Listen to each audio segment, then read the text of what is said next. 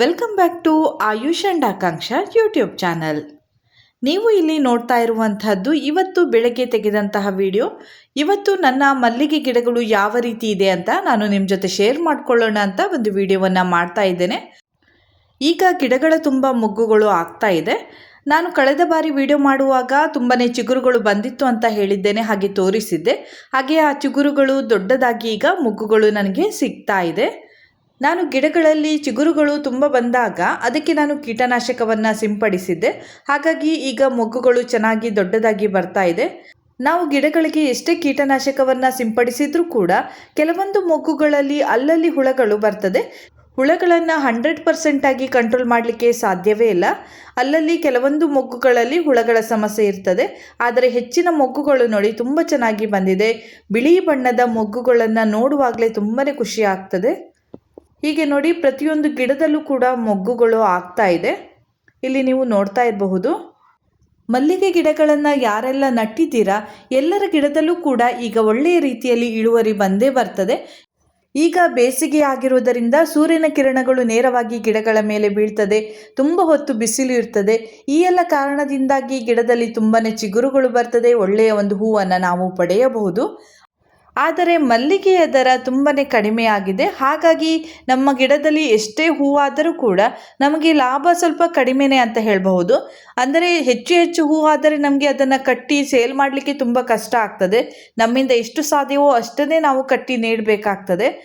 ತುಂಬ ಹೂವಾಗಿದೆ, ನಮ್ಮಿಂದ ಇದನ್ನು ಕಟ್ಟಲು ಸಾಧ್ಯ ಇಲ್ಲ ಅಂತ ಬೇರೆ ಜನರಿಗೆ ಹಾಕಿ ಅವರ ಬಳಿ ಕಟ್ಟಿಸಿ ನಂತರ ನಾವು ಮಾರುಕಟ್ಟೆಗೆ ನೀಡಿದರೂ ಕೂಡ ನಮಗೆ ತುಂಬ ಏನೂ ಲಾಭ ಸಿಗುವುದಿಲ್ಲ. ಯಾಕಂದರೆ ಈಗಿನ ಹೂವಿನ ದರ ನೋಡಿ 320, 380 ಈ ರೇಂಜಲ್ಲಿ ಇದೆ. ಕೆಲವು ಕಡೆ ಒಂದು ಚೆಂಡು ಹೂವನ್ನು ಕಟ್ಟಿದಾಗ 30-35 ರೂಪಾಯಿ ತೆಗೆದುಕೊಳ್ಬಹುದು. ಆದರೆ ಇನ್ನು ಕೆಲವು ಕಡೆ 50-60 ರೂಪಾಯಿ ಕೂಡ ತೆಗೆದುಕೊಳ್ತಾರೆ. ಆ ರೀತಿಯಾದ ಒಂದು ಸಂದರ್ಭದಲ್ಲಿ ನಮಗೆ ಹೆಚ್ಚಿನ ಏನು ಲಾಭ ಸಿಗುವುದಿಲ್ಲ. ಗಿಡದಲ್ಲಿ ಎಷ್ಟೇ ಹೂವಾದರೂ ಕೂಡ ಅದನ್ನೆಲ್ಲ ತೆಗೆದು ನಾವು ಕಟ್ಟಿ ಮಾರುಕಟ್ಟೆಗೆ ನೀಡುವುದು ತುಂಬಾ ಕಷ್ಟ. ಹಾಗೆ ಈಗ ಲಾಭನೂ ಕೂಡ ತುಂಬಾ ಕಡಿಮೆ ಅಂತಲೇ ಹೇಳಬಹುದು. ಈಗ ಮಲ್ಲಿಗೆಯ ದರ ಕಡಿಮೆ ಇದೆ, ನಾವು ಮಾರುಕಟ್ಟೆಗೆ ನೀಡಿದರೆ ಲಾಭ ಕಡಿಮೆ ಅಂತ ನಾವು ಹೂವನ್ನು ಕಟ್ಟದೆ ಹಾಗೆ ಇಡಬಾರ್ದು. ಹೂವನ್ನು ಕಟ್ಟಿ ನಾವು ಮಾರುಕಟ್ಟೆಗೆ ನೀಡ್ತಾ ಇರಬೇಕಾಗ್ತದೆ. ನಮಗೆ ಈ ಮಲ್ಲಿಗೆ ಕೃಷಿಯಲ್ಲಿ ಎಷ್ಟು ಕಡಿಮೆ ಹಣ ಸಿಕ್ಕಿದರೂ ಕೂಡ ನಾವು ಅದು ಕಷ್ಟಪಟ್ಟು ಸಂಪಾದಿಸಿದಂತಹ ಹಣ ಆಗಿರ್ತದೆ. ಹಾಗಾಗಿ ನಾವು ಅದನ್ನು ವೇಸ್ಟ್ ಮಾಡದೆ, ಅಂದರೆ ಮಲ್ಲಿಗೆ ಹೂವನ್ನು ವೇಸ್ಟ್ ಮಾಡದೆ ಎಷ್ಟು ಸಾಧ್ಯವೋ ಅಷ್ಟು ಹೂವನ್ನು ಕಟ್ಟಿ ಮಾರುಕಟ್ಟೆಗೆ ನೀಡಬೇಕಾಗ್ತದೆ. ನಾವು ಒಂದು ಅಟ್ಟೆ ಹೂವನ್ನು ಕಟ್ಟಿದರೆ 300 ರೂಪಾಯಿ ಆದರೂ ಸಿಗ್ತದೆ. ನಾವು ಹಾಗೆ ಆ ಹೂವನ್ನು ಎಸೆದಾಗ 300 ರೂಪಾಯಿ ವೇಸ್ಟ್ ಆಗ್ತದೆ.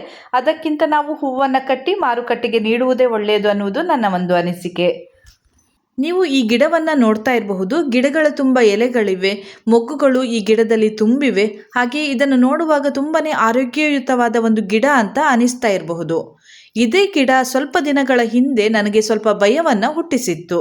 ಅದು ಯಾಕೆ ಅಂತ ನಾನು ಒಂದು ವಿಡಿಯೋವನ್ನು ಮಾಡಿದ್ದೇನೆ, ಅದನ್ನೇ ನಾನು ನಿಮ್ಮ ಜೊತೆ ಶೇರ್ ಮಾಡ್ಕೊಳ್ತೇನೆ ನೋಡಿ. ಸಾಧಾರಣ 20 ಅಥವಾ 25 ದಿನಗಳ ಹಿಂದೆ ಮಾಡಿದಂತಹ ವಿಡಿಯೋ ಇರಬಹುದು. ನೀವು ಈಗ ನೋಡಿದ್ರಲ್ಲ, ಗಿಡಗಳ ತುಂಬ ಎಲೆಗಳಿದ್ದವು, ಮೊಗ್ಗುಗಳಿದ್ದವು. ಇದೇ ಗಿಡ ಆವತ್ತು ನೋಡಿ ಈ ರೀತಿಯಾಗಿತ್ತು. ನಾನು ಗಿಡವನ್ನು ಮುಟ್ಟಿದಾಗಲೆಲ್ಲ ಎಲೆಗಳೆಲ್ಲ ಉದುರಿ ಹೋಗ್ತಾ ಇತ್ತು. ಇದಕ್ಕೆ ಏನಾಯಿತು ಅಂತ ನನಗೆ ತುಂಬಾ ಭಯ ಆಯಿತು. ಗಿಡದ ಕಾಂಡದ ಭಾಗವನ್ನು ಗಮನಿಸಿದೆ, ಹಾಗೆ ಕೊಂಬೆಗಳನ್ನು ಗಮನಿಸಿದೆ. ಯಾವುದೇ ಒಂದು ತೊಂದರೆ ಆದ ಹಾಗೆ ಕಾಣಲಿಲ್ಲ. ಆದರೆ ಎಲೆಗಳೆಲ್ಲ ನಾನು ಗಿಡವನ್ನು ಮುಟ್ಟಿದ ತಕ್ಷಣ ಉದುರಿ ಹೋಗ್ತಾ ಇತ್ತು. ಈ ಗಿಡ ಸ್ವಲ್ಪ ದಿನದಲ್ಲಿ ಸಾಯಬಹುದು ಅಂತ ಅಂದ್ಕೊಳ್ತಾ ಇದ್ದೆ. ಹಾಗೆ ಗಿಡಕ್ಕೆ ಏನೇ ಆದರೂ ಪರವಾಗಿಲ್ಲ, ಹೊಸ ಗಿಡವನ್ನು ನಡ್ತೇನೆ, ಇದಕ್ಕಾಗಿ ನಾನು ಯಾವುದೇ ರೀತಿಯಾದ ಮೆಡಿಸಿನ್ ತರುವುದಿಲ್ಲ, ಹಾಕುವುದಿಲ್ಲ ಅನ್ನುವಂತಹ ಒಂದು ಡಿಸಿಷನನ್ನು ತೆಗೆದುಕೊಂಡು ಈ ಗಿಡಕ್ಕೆ ಸ್ವಲ್ಪ ಗೊಬ್ಬರವನ್ನು ಹಾಕಿ ನೋಡೋಣ ಅಂತ ಅಂದ್ಕೊಂಡೆ. ಮತ್ತು ಗಿಡದ ಬುಡವನ್ನು ಬಿಡಿಸಿ ಸ್ವಲ್ಪ ಗೊಬ್ಬರ, ಅಂದರೆ ಹಿಂಡಿ ಹಾಕಿದೆ, ಹಾಗೆ ಸಗಣಿ ಗೊಬ್ಬರ ಹಾಕಿದೆ, ಹಾಗೆ ಸ್ವಲ್ಪ ಕಂಪೋಸ್ಟ್ ಗೊಬ್ಬರ ಇತ್ತು, ಅದನ್ನೆಲ್ಲ ಸ್ವಲ್ಪ ಸ್ವಲ್ಪವೇ ಹಾಕಿದೆ. ಒಟ್ಟಿಗೆ ಒಂದು 2 ಹಿಡಿಯಷ್ಟು ಮಾತ್ರ ಹಾಕಿದೆ. ಅಂದರೆ ಎಲ್ಲವನ್ನು ಸ್ವಲ್ಪ ಸ್ವಲ್ಪ ಮಿಕ್ಸ್ ಮಾಡಿ ಅದನ್ನು ಗಿಡದ ಬುಡಕ್ಕೆ ಹಾಕಿದೆ. ಆ ರೀತಿಯಾಗಿ ಮಾಡಿ ಸ್ವಲ್ಪ ದಿನದಲ್ಲೇ ಗಿಡಗಳು ಚೆನ್ನಾಗಿ ಬಂತು. ಈಗ ನೀವು ನೋಡ್ತಾ ಇರಬಹುದು, ಅದೇ ಗಿಡದ ತುಂಬ ಮೊಗ್ಗುಗಳು ಬಂದಿದೆ. ನಾನು ಗೊಬ್ಬರವನ್ನು ಹಾಕಿ ಸ್ವಲ್ಪ ದಿನದಲ್ಲೇ ಅದರಲ್ಲಿ ಚಿಗುರು ಬರಲು ಪ್ರಾರಂಭವಾಯಿತು. ಈಗ ಅದರಲ್ಲಿ ಮೊಗ್ಗುಗಳು ಬರಲು ಪ್ರಾರಂಭವಾಯಿತು. ಹಾಗೆ ನಾನು ಇಲ್ಲಿರುವಂತಹ ಗಿಡಗಳಲ್ಲಿ 6 ಗಿಡವನ್ನು ಟ್ರಿಮ್ ಮಾಡಿದೆ. ಆ ಟ್ರಿಮ್ ಮಾಡಿದಂತಹ ಗಿಡಗಳು ನೋಡಿ ಈಗ ಚೆನ್ನಾಗಿ ಬಂದಿದೆ. ಆ ಗಿಡದಲ್ಲಿ ನೋಡಿ ತುಂಬಾ ಚಿಗುರುಗಳು ಬಂದಿದೆ. ನಾವು ಕೆಲವೊಮ್ಮೆ ಗಿಡಗಳಿಗೆ ಏನಾದರೂ ರೋಗ ಬಂದಾಗ ತಕ್ಷಣವೇ ನಾವು ಅದಕ್ಕೆ ಮೆಡಿಸಿನನ್ನು ಹಾಕಬೇಕಾಗ್ತದೆ. ಇನ್ನು ಕೆಲವೊಮ್ಮೆ ಸ್ವಲ್ಪ ದಿನ ಕಾದು ನೋಡಿದಾಗ ಗಿಡಗಳು ತನ್ನಷ್ಟಕ್ಕೆ ಸರಿ ಆಗ್ತದೆ. ಹಾಗಾಗಿ ನಮಗೆ ಈ ಮಲ್ಲಿಗೆ ಕೃಷಿಯಲ್ಲಿ ಏನೇ ಒಂದು ಡಿಸಿಷನ್ ತೆಗೆದುಕೊಳ್ಳುವಾಗ ಸ್ವಲ್ಪ ಕಷ್ಟನೇ ಅಂತ ಹೇಳಬಹುದು.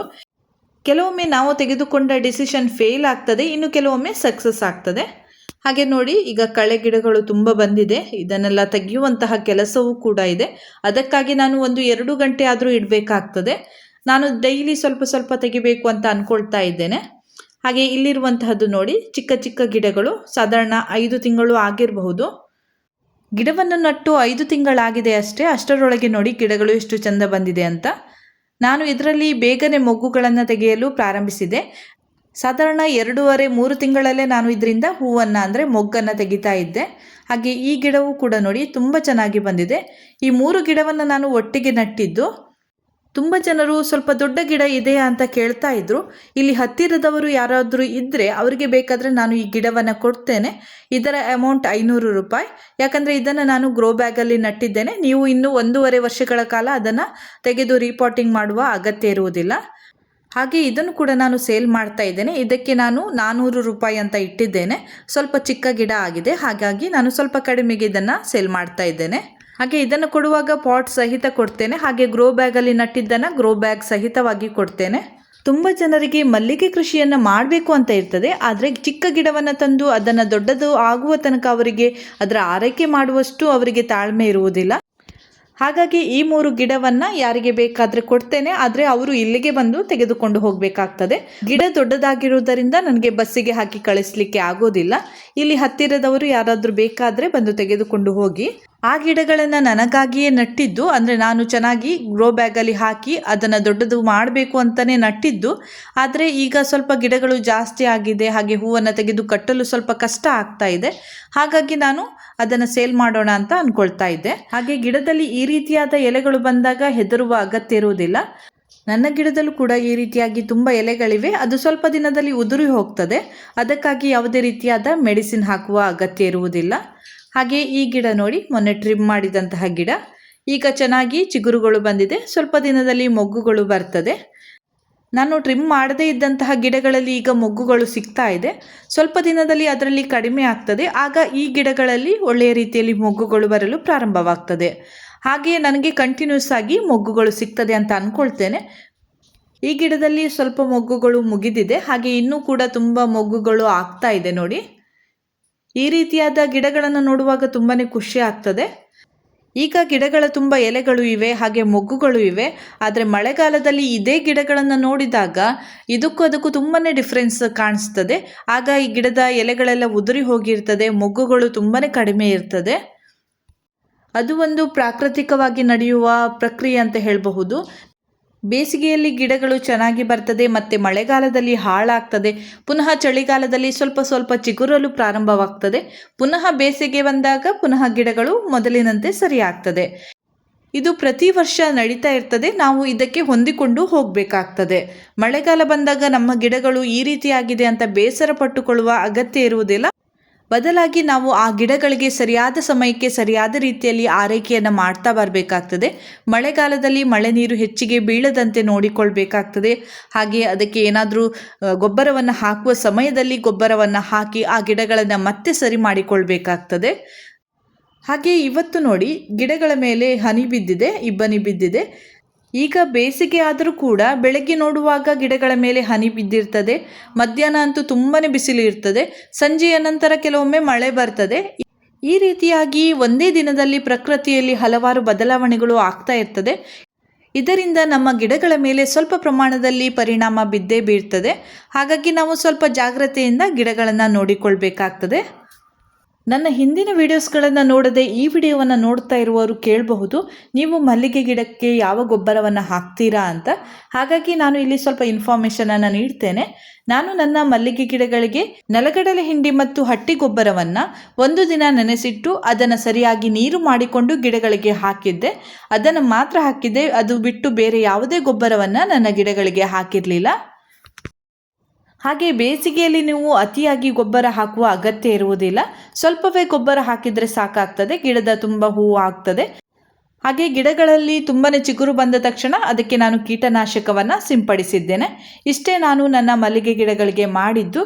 ಈಗ ನನ್ನ ಗಿಡಗಳಲ್ಲಿ ಒಳ್ಳೆಯ ರೀತಿಯಲ್ಲಿ ಇಳುವರಿ ಬರ್ತಾ ಇದೆ. ಒಳ್ಳೆಯ ಇಳುವರಿ ಬಂದರೆ ತುಂಬ ಜನರಿಗೆ ಖುಷಿ ಆಗ್ತದೆ. ಆದರೆ ಗಿಡದಿಂದ ಮೊಗ್ಗುಗಳನ್ನು ತೆಗೆದು ಕಟ್ಟಲು ತುಂಬಾ ಸಮಯ ಬೇಕಾಗ್ತದೆ. ನಾವು ತಾಳ್ಮೆಯಿಂದ ಈ ಕೆಲಸವನ್ನು ಮಾಡಲೇಬೇಕಾಗ್ತದೆ. ಹಾಗೆ ಈ ಗಿಡವನ್ನು ಕೂಡ ನಾನು ಮೊನ್ನೆ ಟ್ರಿಮ್ ಮಾಡಿದೆ. ಈ ಗಿಡವು ಕೂಡ ಬೇಗನೆ ಚಿಗುರು ಬಂದು ಒಳ್ಳೆಯ ರೀತಿಯಲ್ಲಿ ಮೊಗ್ಗುಗಳು ಬರಲು ಪ್ರಾರಂಭವಾಗಿದೆ ನೋಡಿ. ಗಿಡವನ್ನು ಟ್ರಿಮ್ ಮಾಡುವಾಗ ನೀವು ಬೇಸಿಗೆಯಲ್ಲೇ ಮಾಡಿದರೆ ತುಂಬಾ ಒಳ್ಳೆಯದು. ಯಾಕಂದರೆ ಬೇಗನೆ ಚಿಗುರು ಬರ್ತದೆ. ಮಳೆಗಾಲದಲ್ಲಿ ಟ್ರಿಮ್ ಮಾಡಿದರೆ ಗಿಡದ ಗೆಲ್ಲುಗಳ ಒಳಗಡೆ ನೀರು ಹೋಗಿ ಗಿಡಗಳು ಹಾಳಾಗುವ ಚಾನ್ಸಸ್ ಇರ್ತದೆ. ಹಾಗಾಗಿ ನಿಮಗೆ ಗಿಡಗಳನ್ನು ಒಮ್ಮೆ ಟ್ರಿಮ್ ಮಾಡಬೇಕು ಅಂತ ಇದ್ದಲ್ಲಿ ಇವಾಗಲೇ ಟ್ರಿಮ್ ಮಾಡಿ. ಇಲ್ಲದೇ ಇದ್ದರೆ ಮಳೆಗಾಲ ಮುಗಿದ ನಂತರ ಟ್ರಿಮ್ ಮಾಡಿ. ಮಳೆಗಾಲದಲ್ಲಿ ಗಿಡಗಳನ್ನು ಟ್ರಿಮ್ ಮಾಡಲಿಕ್ಕೆ ಹೋಗಬೇಡಿ. ಎಲ್ಲ ಗಿಡದಲ್ಲೂ ಕೂಡ ನನಗೆ ಒಳ್ಳೆಯ ಒಂದು ಮೊಗ್ಗುಗಳು ಸಿಗ್ತಾ ಇದೆ. ಕೆಲವರು ಹೇಳ್ತಾರೆ ನನ್ನ ಕೆಲವೊಂದು ಗಿಡದಲ್ಲಿ ಮಾತ್ರ ಒಳ್ಳೆಯ ಮೊಗ್ಗು ಆಗ್ತದೆ, ಇನ್ನು ಕೆಲವು ಗಿಡಗಳಲ್ಲಿ ಸ್ವಲ್ಪವೇ ಮೊಗ್ಗು ಆಗ್ತದೆ, ಇನ್ನು ಕೆಲವೊಂದು ಗಿಡದಲ್ಲಿ ಮೊಗ್ಗೇ ಆಗುವುದಿಲ್ಲ, ಈ ರೀತಿಯಾಗಿ ಹೇಳ್ತಾ ಇರ್ತಾರೆ. ಆದರೆ ನನ್ನ ಪ್ರತಿಯೊಂದು ಗಿಡದಲ್ಲೂ ಕೂಡ ಒಂದೇ ರೀತಿಯಾದ ಮೊಗ್ಗುಗಳು ಅಂತ ಹೇಳಬಹುದು. ನಾನು ಈ ಕೃಷಿಯನ್ನು ಪ್ರಾರಂಭಿಸುವಾಗ ಮಲ್ಲಿಗೆ ಕೃಷಿ ಅಂದರೆ ಏನು ಅಂತಲೇ ತಿಳಿದಿರಲಿಲ್ಲ. ಮಲ್ಲಿಗೆ ಗಿಡವನ್ನು ಯಾವ ರೀತಿ ನೆಡಬೇಕು, ಅದಕ್ಕೆ ಯಾವೆಲ್ಲ ಗೊಬ್ಬರ ಹಾಕಬೇಕು ಅಂತಲೂ ಕೂಡ ಗೊತ್ತಿರಲಿಲ್ಲ. ನಾನು ನನ್ನದೇ ಆದ ಒಂದು ರೀತಿಯಲ್ಲಿ ಮಾಡ್ತಾ ಹೋದೆ. ಈಗ ನೋಡಿ ಒಳ್ಳೆಯ ಒಂದು ರಿಸಲ್ಟ್ ಬಂದಿದೆ. ಅಂದರೆ ಇದು ನನಗೆ ಸಕ್ಸಸ್ ಅಂತಲೇ ಹೇಳಬಹುದು. ನಾನು ನಟ್ಟಂತಹ ಮಲ್ಲಿಗೆ ಗಿಡಗಳು ಒಳ್ಳೆಯ ರೀತಿಯಲ್ಲಿ ಬೆಳೀತದೆ, ಅದರಲ್ಲಿ ತುಂಬ ಮೊಗ್ಗುಗಳು ಆಗ್ತದೆ ಅನ್ನುವಂತಹ ಆಲೋಚನೆಯೂ ಕೂಡ ಇರಲಿಲ್ಲ. ಈಗ ನನ್ನ ಗಿಡಗಳನ್ನು ನೋಡುವಾಗ ನನಗೆ ಎಷ್ಟು ಖುಷಿ ಆಗ್ತದೋ ಅಷ್ಟೇ ಆಶ್ಚರ್ಯವೂ ಕೂಡ ಆಗ್ತದೆ. ಕೃಷಿಯಲ್ಲಿ ಸ್ವಲ್ಪವೂ ಕೂಡ ಇಂಟ್ರೆಸ್ಟ್ ಇಲ್ಲದ ನಾನು ಈ ಮಲ್ಲಿಗೆ ಕೃಷಿಯನ್ನು ಇಲ್ಲಿಯ ತನಕ ಹೇಗೆ ಮುಂದುವರಿಸಿಕೊಂಡು ಬಂದೆ, ಹಾಗೆ ಇದರಲ್ಲಿ ನಾನು ಹೇಗೆ ಸಕ್ಸಸ್ಸನ್ನು ಪಡೆದೆ, ಈ ಎಲ್ಲ ಪ್ರಶ್ನೆಗಳು ಆಗಾಗ ನನಗೆ ಬರ್ತಾ ಇರ್ತದೆ. ನಾನು ಈ ವಿಷಯಗಳನ್ನು ಯಾಕೆ ಹೇಳ್ತಾ ಇದ್ದೇನೆ ಅಂದರೆ, ತುಂಬ ಜನರು ಈ ವಿಡಿಯೋವನ್ನು ನೋಡ್ತಾ ಇರ್ತಾರೆ. ಅದರಲ್ಲಿ ಸ್ವಲ್ಪ ಜನರಿಗೆ ಕೃಷಿಯ ಬಗ್ಗೆ ಸ್ವಲ್ಪನೂ ಕೂಡ ನಾಲೆಜ್ ಇರುವುದಿಲ್ಲ, ಅವರಿಗೆ ಸ್ವಲ್ಪವೂ ಕೂಡ ಇಂಟ್ರೆಸ್ಟ್ ಇರುವುದಿಲ್ಲ. ಆದರೂ ಕೂಡ ಈ ಮಲ್ಲಿಗೆ ಕೃಷಿ ಅಂತ ಬಂದಾಗ ಸ್ವಲ್ಪ ಮಾಡೋಣ ಅಂತ ಅನಿಸ್ತಾ ಇರ್ತದೆ. ಆದರೆ ನಮ್ಮಿಂದ ಸಾಧ್ಯನಾ ಅಂತ ಅವರು ಅಂದ್ಕೊಳ್ತಾ ಇರ್ತಾರೆ. ನಾನು ಕೂಡ ನಿಮ್ಮ ರೀತಿಯಲ್ಲಿ ಆಲೋಚನೆ ಮಾಡ್ತಾ ಇದ್ದೆ. ನಾನು ಕೂಡ ಸ್ಟಾರ್ಟಿಂಗಲ್ಲಿ ನನ್ನಿಂದ ಸಾಧ್ಯನಾ ಅಂತ ಅಂದ್ಕೊಳ್ತಾ ಇದ್ದೆ. ಆದರೂ ಕೂಡ ಒಂದೊಂದೇ ಹೆಜ್ಜೆಯನ್ನು ಮುಂದೆ ಇಡುತ್ತಾ ಈಗ ಇಷ್ಟೊಂದು ನಾನು ಸಕ್ಸಸ್ಸನ್ನು ಕಂಡಿದ್ದೇನೆ. ನಿಮಗೆ ಅನಿಸ್ತಾ ಇರಬಹುದು ಇದಕ್ಕೆ ಯಾರಾದರೂ ಸಕ್ಸಸ್ ಅಂತಾರಾ ಅಂತ. ಆದರೆ ನನಗೆ ಇದು ತುಂಬ ದೊಡ್ಡ ಸಕ್ಸಸ್ ಅಂತ ಹೇಳಬಹುದು. ನಾನು ನಟ್ಟಂತಹ ಗಿಡದಲ್ಲಿ ಇಷ್ಟೊಂದು ಹೂವು ಆಗಿದೆ ಅಂದರೆ ನನಗೆ ಅದು ಸಕ್ಸಸ್ಸೇ ಅಂತ ಅನಿಸ್ತದೆ. ಯಾಕಂದರೆ ನಾನು ಬೇರೆ ಗಿಡಗಳನ್ನು ನಟ್ಟಾಗ ಅದು ಅಲ್ಲೇ ಬಾಡಿ ಹೋಗ್ತಾ ಇತ್ತು, ಅಲ್ಲೇ ಹಾಳಾಗ್ತಾ ಇತ್ತು, ಒಂದು ಕೂಡ ಮೇಲೆ ಬರ್ತಾ ಇರಲಿಲ್ಲ. ಆದರೆ ನಾನು ನಟ್ಟಂತಹ ಈ ಮಲ್ಲಿಗೆ ಗಿಡಗಳು ಒಳ್ಳೆಯ ರೀತಿಯಲ್ಲಿ ಬೆಳೆದು ಒಳ್ಳೆಯ ಹೂವನ್ನು ನೀಡ್ತಾ ಇದೆ. ಹಾಗಾಗಿ ನನಗೆ ಇದರಲ್ಲಿ ತುಂಬಾ ಖುಷಿ ಇದೆ. ಇದೇ ನನ್ನ ಸಕ್ಸಸ್ ಅಂತ ನನಗೆ ಯಾವಾಗಲೂ ಕೂಡ ಅನಿಸ್ತಾ ಇರ್ತದೆ. ಗಿಡದಲ್ಲಿ ಇನ್ನೂ ಹೆಚ್ಚಿನ ಹೂವಾಗಿ ಅದನ್ನೆಲ್ಲ ಕಟ್ಟಿ ಮಾರುಕಟ್ಟೆಗೆ ನೀಡಿ ಹೆಚ್ಚು ಹಣವನ್ನು ಪಡೆದಾಗ ಅದು ಮಾತ್ರ ಸಕ್ಸಸ್ ಅಲ್ಲ. ನಾವು ನಟ್ಟಂತಹ ಗಿಡಗಳು ಚೆನ್ನಾಗಿ ಬೆಳೆದು ಅದರಲ್ಲಿ ಹೂವನ್ನು ನಾವು ಪಡಿತಾ ಇದ್ರೆ ಅದರ ಪ್ರಮಾಣವನ್ನು ನಾವು ಹೆಚ್ಚಿಗೆ ಪರಿಗಣಿಸಬಾರ್ದು. ಆ ಗಿಡದಲ್ಲಿ ಹೂವು ಆದಾಗ ನಮಗೆ ಆಗುವಂತಹ ಸಂತೋಷವೇ ಬೇರೆ. ಅದೇ ನಮಗೆ ಸಕ್ಸಸ್ ಅಂತ ನನ್ನ ಅನಿಸಿಕೆ. ಹೀಗೆ ಇವತ್ತು ನಾನು ನನ್ನ ಮಲ್ಲಿಗೆ ತೋಟದ ವಿಡಿಯೋ ಮಾಡಿ ತೋರಿಸಿದ್ದೇನೆ. ಈಗ ನನ್ನ ಗಿಡಗಳೆಲ್ಲ ಯಾವ ರೀತಿ ಇದೆ ಅಂತ ನಿಮ್ಮ ಜೊತೆ ಶೇರ್ ಮಾಡಿಕೊಂಡಿದ್ದೇನೆ. ನೋಡಿ, ಬೆಳಗ್ಗೆ ನಾನು ಗಿಡದಿಂದ ಮೊಗ್ಗನ್ನು ತೆಗೆದು ಕಟ್ಟಿದ ನಂತರ ನೋಡಿ 4.5 ಚೆಂಡಿನಷ್ಟು ಹೂವನ್ನು ಕಟ್ಟಿದ್ದೇನೆ. ಹಾಗೆ ಸಂಜೆ ಇನ್ನೂ ಕೂಡ ಮೊಗ್ಗುಗಳು ಗಿಡದಲ್ಲೇ ಇದ್ದವು. ತುಂಬಾ ಬಿಸಿಲು ಬಂತು ಅಂತ ನಾನು ಮೊಗ್ಗನ್ನು ತೆಗಿಲಿಕ್ಕೆ ಹೋಗಿರಲಿಲ್ಲ. ಸಂಜೆ ಗಿಡಗಳಿಗೆ ನೀರನ್ನು ಹಾಕುವಾಗ ಗಿಡಗಳು ತುಂಬ ಮೊಗ್ಗುಗಳನ್ನು ನೋಡಿದೆ. ಹಾಗಾಗಿ ಈ ವಿಡಿಯೋ ಮಾಡೋಣ ಅಂತ ಮಾಡ್ತಾ ಇದ್ದೇನೆ. ಗಿಡದಲ್ಲಿ ಎಷ್ಟೊಂದು ಮೊಗ್ಗುಗಳು ಇದ್ದವು ನೋಡಿ. 2-3 ಗಿಡದ ಮೊಗ್ಗುಗಳನ್ನು ನಾನು ತೆಗೆಯಲೇ ಇರಲಿಲ್ಲ. ನೋಡಿ, ಇಲ್ಲಿ ನಿಮಗೆ ಕಾಣಿಸ್ತಾ ಇರ್ಬೋದು ಅಂತ ಅಂದ್ಕೊಳ್ತೇನೆ. ಸ್ವಲ್ಪ ಕತ್ತಲಾಗ್ತಾ ಬಂತು, ಹಾಗಾಗಿ ಕ್ಲಿಯರ್ ಆಗಿ ಕಾಣಿಸ್ತಾ ಇಲ್ಲ. ನೋಡಿ, ಸಂಜೆಯ ವೇಳೆಗೆ ಮೊಗ್ಗುಗಳೆಲ್ಲ ತುಂಬಾ ದೊಡ್ಡದಾಗಿರ್ತದೆ. ನೋಡಿ, ಹತ್ತಿರದಿಂದ ತೋರಿಸ್ತಾ ಇದ್ದೇನೆ. ಹೀಗೆ ಗಿಡಗಳಿಗೆ ನೀರನ್ನು ಹಾಕಿದ ನಂತರ ನಾನು ಸ್ವಲ್ಪ ಮೊಗ್ಗುಗಳನ್ನೆಲ್ಲ ತೆಗೆದು ಕಟ್ಟಿದ್ದೇನೆ. ಇನ್ನೂ ಕೂಡ ಗಿಡದಲ್ಲಿ ತುಂಬಾ ಬಾಕಿ ಇತ್ತು. ಯಾಕಂದರೆ ಕತ್ತಲಾಗ್ತಾ ಬಂತು, ನನಗೆ ಸರಿಯಾಗಿ ಕಾಣಿಸ್ತಾ ಇರಲಿಲ್ಲ. ಆದಷ್ಟು ಮೊಗ್ಗುಗಳನ್ನು ತೆಗೆದಿದ್ದೇನೆ. ಹಾಗೆ ನಾನು ನೂಲಿನಲ್ಲಿ ಈ ರೀತಿಯಾಗಿ ಕಟ್ತಾ ಇದ್ದೇನೆ. ನೋಡಿ, ಸಂಜೆ ವೇಳೆ ತೆಗೆದಂತಹ ಮೊಗ್ಗುಗಳೇ 1ರಿಂದ 1.5 ಚೆಂಡಿನಷ್ಟಿದೆ. ಇದನ್ನು ನಾನು ದಾರದಿಂದ ಕಟ್ಟಿದ ನಂತರ ಹೇಗಾಗಿದೆ ಅಂತ ತೋರಿಸ್ತೇನೆ. ನೋಡಿ, ಇಷ್ಟು ಉದ್ದದ ಮಾಲೆಯಾಗಿದೆ. ನೋಡಿ, ನಾನು ಯಾವಾಗಲೂ ಸಂಜೆ ಮೊಗ್ಗುಗಳು ಉಳಿದಾಗ ಈ ರೀತಿಯಾಗಿ ನೂಲಿನಲ್ಲೇ ಕಟ್ತೇನೆ. ಯಾಕಂದರೆ ನಾನು ಬಾಳೆ ದಾರವನ್ನು ಅಷ್ಟಾಗಿ ವೇಸ್ಟ್ ಮಾಡಲಿಕ್ಕೆ ಹೋಗುವುದಿಲ್ಲ. ಕೆಲವೊಮ್ಮೆ ನಮಗೆ ಬಾಳೆ ದಾರನೇ ಸಿಗುವುದಿಲ್ಲ. ಹಾಗಾಗಿ ನಾನು ಅದನ್ನು ಅಂಗಡಿಗೆ ನೀಡುವಂತಹ ಮಲ್ಲಿಗೆ ಹೂವನ್ನು ಮಾತ್ರ ಕಟ್ತೇನೆ. ಸಂಜೆ ದೇವರಿಗೆ ಇಡುವಂತಹ ಹೂವನ್ನು ಈ ರೀತಿಯಾಗಿ ಕಟ್ತೇನೆ.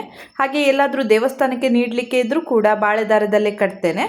ಇದನ್ನು ನಾನು ಈಗ ಸ್ಟೀಲ್ ಡಬ್ಬದಲ್ಲಿ ಹಾಕಿ ಫ್ರಿಜ್ಜಿನಲ್ಲಿ ಇಡ್ತೇನೆ. ಹಾಗೆ ನಾಳೆ ದೇವರಿಗೆ ಇಡ್ತೇನೆ. ನಾವು ಸಂಜೆಯ ನಂತರ ಗಿಡದಿಂದ ಮೊಗ್ಗನ್ನು ತೆಗೆದಾಗ ಅದು ಕೂಡಲೇ ಅರಳುತ್ತದೆ. ಆದಷ್ಟು ಬೇಗ ನಾವು ಕಟ್ಟಬೇಕಾಗ್ತದೆ. ನಾವು ನಾಳೆನೂ ಕೂಡ ಮೊಗ್ಗಿನಂತೆ ಇಡಲು ಸಾಧ್ಯವೇ ಇಲ್ಲ. ಬೆಳಗ್ಗೆ ಬೇಗನೆ ತೆಗೆದು ಫ್ರಿಜ್ಜಿನಲ್ಲಿಟ್ಟರೆ ನೆಕ್ಸ್ಟ್ ಡೇನೂ ಅದು ಮೊಗ್ಗಿನಂತೆ ಇರ್ತದೆ, ಅರಳುವುದಿಲ್ಲ. ಸಂಜೆಯ ನಂತರ ತೆಗೆದರೆ ಇದೇ ರೀತಿಯಾಗಿ ಆಗ್ತದೆ. ಇಲ್ಲಿಗೆ ಇವತ್ತಿನ ಈ ವಿಡಿಯೋನ ನಾನು ಮುಗಿಸ್ತಾ ಇದ್ದೇನೆ. ಮುಂದಿನ ವಿಡಿಯೋದೊಂದಿಗೆ ಮತ್ತೆ ಭೇಟಿ ಆಗ್ತೇನೆ. ನನ್ನ ಈ ವಿಡಿಯೋ ಇಷ್ಟ ಆದರೆ ಲೈಕ್ ಮಾಡಿ, ಶೇರ್ ಮಾಡಿ, ಹಾಗೆ ಸಬ್ಸ್ಕ್ರೈಬ್ ಮಾಡೋದನ್ನು ಮರಿಬೇಡಿ.